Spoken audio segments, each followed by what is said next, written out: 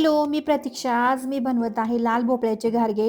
एकदम घरगुती, सोपी आणि खूप टेस्टी रेसिपी आहे. त्यामुळे व्हिडिओ शेवटपर्यंत नक्की बघा आणि तुम्ही माझ्या चॅनलवर नवीन असाल तर चॅनलला सबस्क्राईब नक्की करा.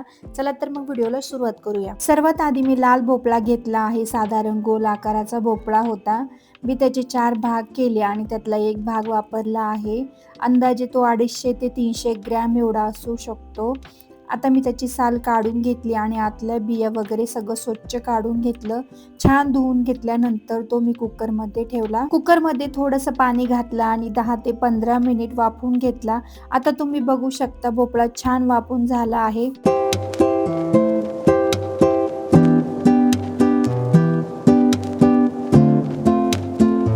आता मी त्याचा गर काढून घेत आहे, पण खरं सांगायचं तर मी थोडी घाईच केली. गरम असतानाच पटकन काढण्याचा प्रयत्न केला, त्यामुळे तुम्ही असं करू नका. थोडं थंड किंवा मीडियम गार झाल्यावरच गर काढा.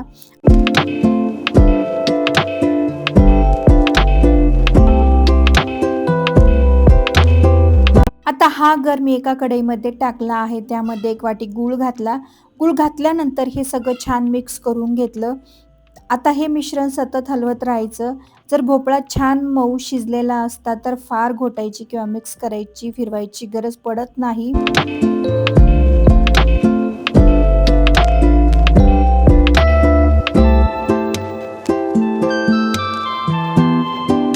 आता बघा गुळाला पाणी सुटायला लागलं आहे. हे अगदी नॉर्मल आहे.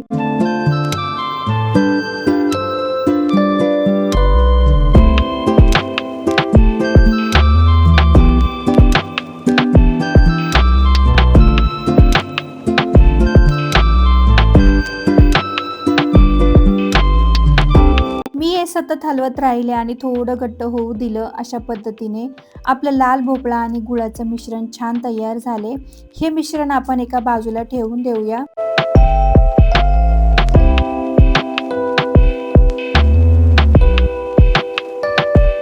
आता दुसऱ्या प्लेटमध्ये मी 1 वाटी गव्हाचं पीठ घेतलं. त्यामध्ये 2 चमचे तांदळाचं पीठ, 2 चमचे बेसन पीठ घातलं. हे सगळं आधी छान मिक्स करून घेतलं. आता आपण तयार केलेलं गूळ आणि भोपळ्याचं मिश्रण त्यामध्ये टाकूया.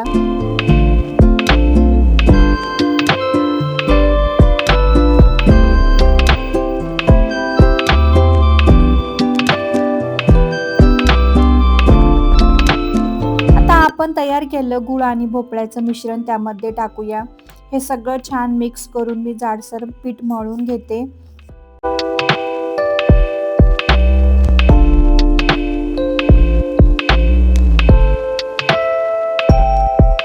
आता पीठ तयार झाले आहे. त्यावर मी थोडंसं तेल टाकलं आणि पुन्हा एकदा मळून घेतलं. त्यानंतर हे पीठ 10 ते 15 मिनिट आपण झाकून ठेवणार आहोत.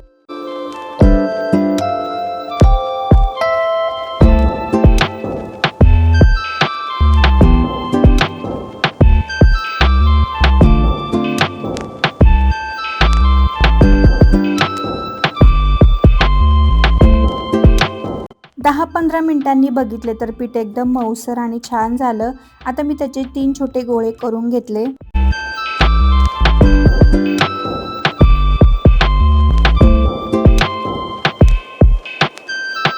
आता एक गोळा घेऊन मी छान लाटून घेते. लाटताना थोडंसं पीठ वापरलं तरी काही हरकत नाही.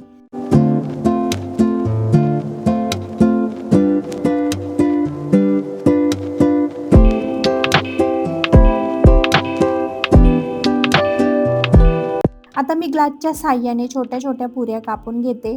त्यामुळे सगळ्या पुऱ्या एकसारख्या आणि खूप छान दिसतील.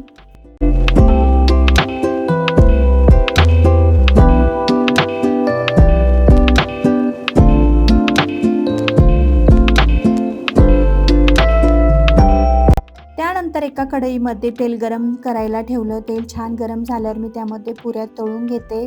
तुम्ही व्हिडिओमध्ये बघू शकता पुऱ्या किती छान आणि टम्म फुगल्या आहेत. अशा पद्धतीने मी सगळ्या पुऱ्या तळून तयार केल्या. आता बघा किती टमटमीत आणि फुगलेल्या दिसत आहेत आणि खायला पण एकदम टेस्टी लागतात. जर तुम्हाला गोड पदार्थ आवडत असतील तर ही रेसिपी नक्की ट्राय करा.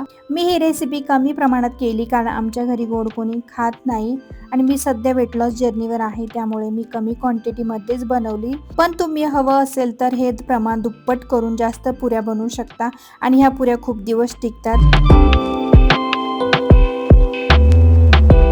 तर अशा पद्धतीने आपल्या लाल भोपळ्याचे घारगे तयार झाले आहेत. तुम्ही व्हिडिओमध्ये बघू शकता किती सुंदर आणि मस्त दिसत आहेत. व्हिडिओ आवडला असेल तर लाईक करा, शेअर करा आणि कमेंट करून नक्की सांगा की तुम्हाला ही रेसिपी कशी वाटली. तर आजच्या व्हिडिओसाठी इतकंच. पुन्हा भेटूया एक नवीन रेसिपी सोबत. तोपर्यंत काळजी घ्या, आनंदात राहा.